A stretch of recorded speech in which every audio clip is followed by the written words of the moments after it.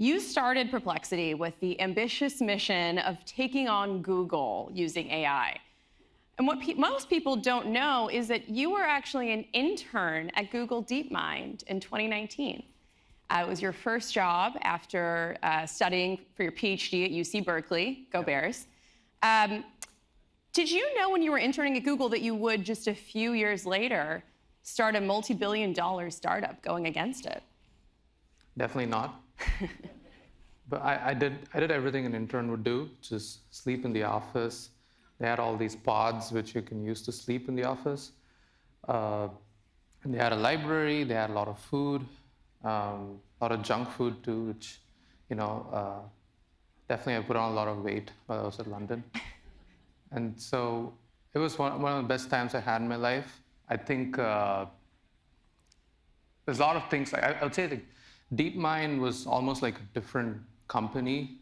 I even remember how Demis had all these crazy visions of how AI will just be a scientist by itself and it'll solve all theorems and proofs, and they were on a completely different trajectory. So now they got folded back into Google to get them back into this AI race on the product stuff. But to me, DeepMind meant a lot more in terms of just going for that core artificial general intelligence dream. And it was a fantastic time. So you went on to work at OpenAI in its early days, and then eventually decided to break out and start Perplexity. And for those who don't know, can you tell us a little bit about what Perplexity is? So Perplexity is an answer machine. You get answers that you can really trust. We were the first to reimagine search in the form of conversations and answers with trusted sources. And we did it in a way that essentially became the blueprint for every other chatbot out there. Yes, everybody else has integrated search too, but when we started, people made fun of us saying, in AI, hallucination is meant to be a feature, not a bug. And so I even had a former Googler who was one of my early seed investors, and he said, this looks good, but the reason ChatGPT is going viral now is because people want to laugh at AI's mistakes. And your product is trying to design it in a way where you do not make mistakes, because you're always pulling sources and summarizing what humans are saying. You're not telling what the AI thinks. So I don't think this will work. That was what was told to me. He literally said you should go and build something like character.ai, where people actually enjoy it, like AI saying arbitrary random stuff. And I'm glad I didn't listen to that. And I believe that this fundamentally a completely different tool. We didn't even build it as a Google replacement, actually. We just built it because it was really useful to us. I was a very newbie founder, CEO. I didn't take any health insurance because I was like, I'm all in on this company. I don't care if the company doesn't work. That's my health insurance, actually. And then my founders, the co-founders were married, so they had health insurance to their wives. So that was when my first employee we hired, he asked for insurance. And I had no idea which HR tool to use, what are all these different plans, how to even figure out which plan to go for. And of course, insurance is that one AdWord category that Google makes billions of dollars a year. So they have literally zero incentive to tell you which plan to pick or which provider to go for. And that's when we started building these tools that could just give you answers directly in a chat interface, but plug into the web. And so we kind of essentially built it as a tool we wanted, and our friends wanted it, our investors wanted it, and then we put it out into the world. Never thought about it as links, 10 blue links to answers. But once we put it out, that's when we realized, based on what people are saying, hey, this is actually a much better way to consume the internet. Yeah. We're all living on the internet, and so I would rather just feel the internet through answers instead of links. Got it. So yeah, you guys were really one of the first AI companies to do real-time AI search, focused on that, and linking back. Now everyone's doing that, right? Including Google, including OpenAI. So what are you doing to differentiate? And do you want to talk a little bit about Comet, your new browser, which I took a sneak peek at and is really interesting? Sure. Look, with respect to Google, I don't mind saying this. Every year, it's the same feature announced in the I/O. I think in 2023, they called it Search Generative Experience. In 2024, they called it AI Overview. This year they call it AI mode. Next year they'll call it another name. But at the end of the day, the feature never gets shipped to the user, right? Like literally, this is not hard. Like they have all the models, they have the best index, they have all the best infrastructure, they have their own hardware, data centers, everything. 3 billion, 4 billion users. So why not just change it? Why change Google.com? Like make it like Perplexity. If that anyway, AI mode is literally like even the font is like basically Perplexity now. That's the extent to which they've studied our product. Great. So why don't you go ahead and ship it? You cannot because you lose all the ad revenue. Like if you can go and ask like what are the best sneakers for you to buy for, or like what are the best jackets for you to buy, or best airlines to pick for this something, or best hotels to stay at a place, how are you going to charge all these people for money? Or if you literally, in fact, like leave the AI answers. These days, if you just go and ask for the NBA score, before even triggering the score widget, they put the Ticketmaster ads right at the top because they need the money. And if that's the money that's paying for all the R&D spend on Gemini. Right. But what Google does have is reach, right? So they have billions of users who use it every day. But they cannot ship it. So and that's been consistent over the last 3 years. And let's talk about, though, I mean, they do ship a lot, but let's talk about what you are going to do to try to get that same kind of reach and that same kind of integration that users have with Google in their everyday life, which, as I understand it, the browser is a big part of that strategy. So can you tell us that why do you think browsers are the next frontier for successful AI companies? Yeah, often what's said, like why did Sundar become the CEO of Google is because like he focused on the Chrome project, right? He was the one running the Chrome project. And that ended up being one of the biggest weapons for them, this battle against Microsoft. And it took them many years, like probably 10 years to actually become the leading browser. The browser is the front end to your internet, like experiencing the internet. The Omnibox, the search box, is where almost all the Google queries are going. That's why if you go to Google Trends and see the top most queries by volume, it's always weather or like Amazon or Reddit or Instagram, Twitter, like these one-word queries. So most people are just using Google as a navigational tool. But if you can blend navigation, information, and activity like transactions and like doing actual browsing sessions all in like one clean interface, using the browsing infrastructure, you can actually like go for it all in like one single tool. So that's, and if you really want to transition AI from answers to actions, to doing stuff for you, answers are essentially like 4 or 5 searches in one. Actions are like an entire browsing session in like one prompt. You really need to actually have a browser and hybridize the compute on the client and the server side in the seamless way possible. And that's, that calls for rethinking the whole browser. We're not actually like thinking about Comet as yet another browser. It'll be a cognitive operating system. It'll be there for you every time, anytime for work or life, as an assistant on the side or like just going and doing browsing sessions for you. And I think that'll fundamentally make us rethink like how we even think about the internet. Like earlier we would browse the internet, but now people are increasingly living on the internet. Like a lot of our life actually exists there. And if you want to build a proactive, personalized AI, it needs to live together with you. And that's why we need to rethink the browser entirely. I want to talk a little bit about growth. You all have tripled your valuation, I believe, twice in the past couple of years. Let's talk about where you're at in terms of how many people are using Perplexity. Can you give us the latest on how many people are actually searching on Perplexity, using it every day? Yeah, I believe in May we did about like 780 million queries. Sorry, what? Per month, is that? Yeah, per month. Mm-hmm. And I think that's growing like at more than 20% month over month. So give it a year, we'll be doing we'll be doing like billion queries a week if we can sustain this growth rate. And that's pretty impressive because we were like first day in like 2022 we did 3,000 queries just one single day. So from there to like doing 30 million a day now, it's been phenomenal growth.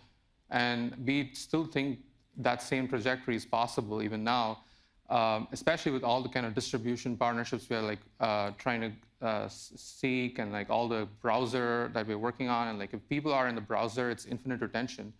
So everything on the search box, everything on the new tab page, everything you're doing on the sidecar, any web page you're in, these are all going to be extra queries per active user, as well as seeking new users who just are tired of like legacy browsers like Chrome.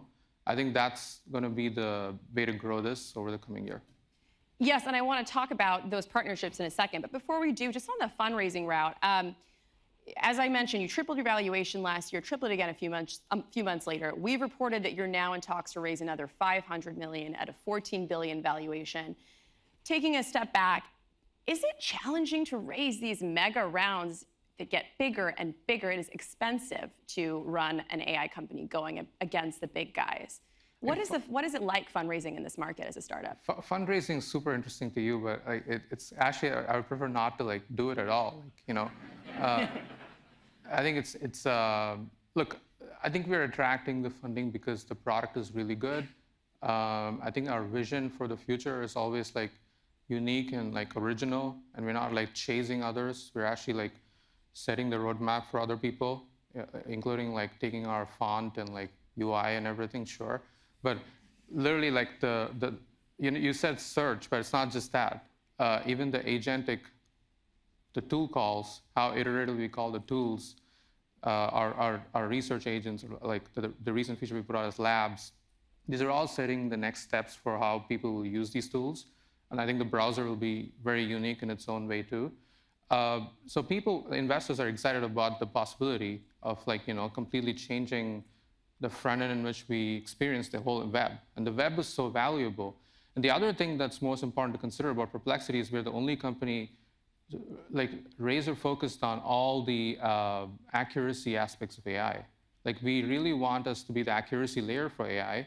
And that's going to influence both human and AI decision making. And every day, like trillions of dollars worth of decisions are made across retail, finance markets, exchanges, everything. And if we can influence a big chunk of that, then that'll automatically means like we can be worth trillions of dollars in market cap one day. You mentioned the major partnership distribution deals that you're doing with hardware makers. Perplexity is going to be pre-installed on Motorola phones. We've also reported that you are nearing a deal to get Perplexity pre-installed on Samsung phones, potentially replacing Google's Gemini assistant. Can you tell us a little bit more about these hardware partnerships and why they're important to your strategy? Yeah, so towards the end of last year, we started thinking about how can we go beyond just an app on the phone to being a native assistant. The Google Assistant is a terrible experience. And so, but I think even they know it. That's why they're deprecating it themselves and trying to replace it with Gemini. So there's literally no assistant that you can have invoked with the action button or some gesture at the bottom of your screen, and just quickly talk to it in voice and ask questions and ask it to do stuff for you, like simply playing media or setting alarms, reminders, sending your emails, setting smarter reminders. These things never even worked. And so we started to think about Perplexity more as an AI that's just helpful and right there for you all the time. Like I use the word cognitive operating system. You can fundamentally rethink the OS on all your devices if you think AI first. And so we started building the Android assistant. We put it out in January this year. It was super exciting. And a lot of OEMs saw that and they were like, damn, this is the coolest thing we've seen. And like, we just can completely like make Android like really much better. And so they started talking to us. So that's how the Motorola partnership came out. And that's how every other partnership that we're in talks with are like merging. Can you confirm that Samsung is also going to be a partner? Well, we're talking to a lot of people. So that's all I can say. Is it difficult negotiating with phone makers who may not want to compromise their relationship with Google? I thought so, and definitely Google has given us an extremely hard time. Like every time we're very close to signing a deal, like there's always like some calls from Mountain View that are being made. I don't know it's from where, but so they definitely don't want us to succeed. So, but we're not gonna like. I mean, if I thought like it's hard to succeed, we wouldn't be doing this company. So, I think it's good for the world that like finally someone is trying to like actually fight and compete against this distribution lock-ins that they have, and the DOJ case is going on, and I hope something good comes out of it. We've made our statements that how Android as an OS needs to be a lot more open, and Perplexity needs to be, not just Perplexity, by the way. I'm happy for ChatGPT or Claude or like Microsoft Copilot. Every contender in the space should be an option for the default AI, and Google cannot pay their way into be the default, especially when they don't even have the best assistant.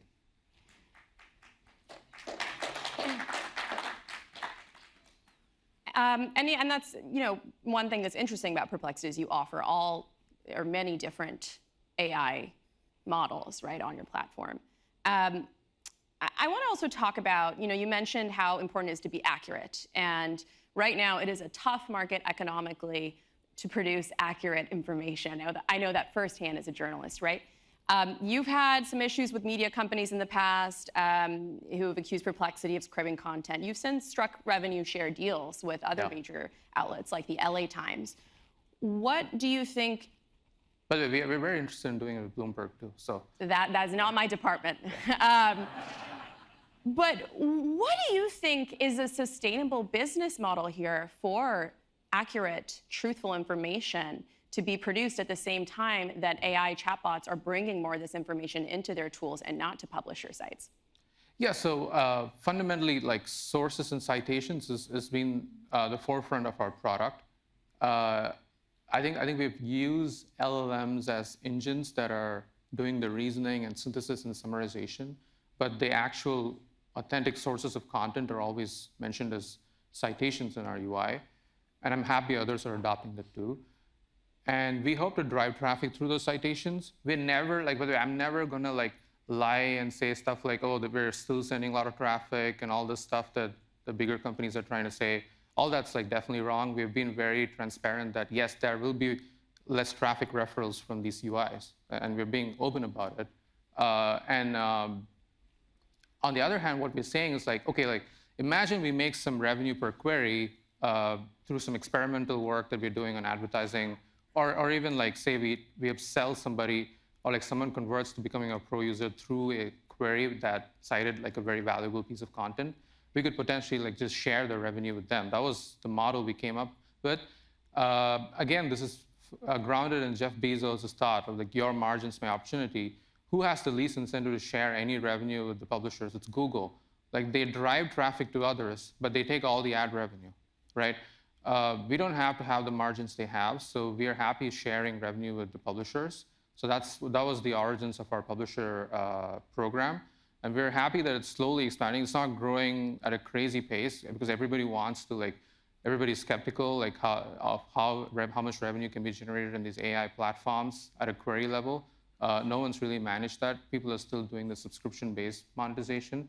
But in future, you could imagine research agents, these deep research agents can plug into different data providers, and then the user can even pay for accessing some things, just like they pay for these paywalls. And then the agent can see through the paywalls because the user actually paid for it, and that revenue can be shared between the publisher and the AI. There's a lot of ways to do this, but the number one thing to understand here is the intention to share revenue and the intention to be open about okay, there's definitely not going to be the old school style of just traffic referrals from these new UIs. It's just how these tools work. And it's important to also remember the more you get cited in an AI tool, the branding for the source also increases.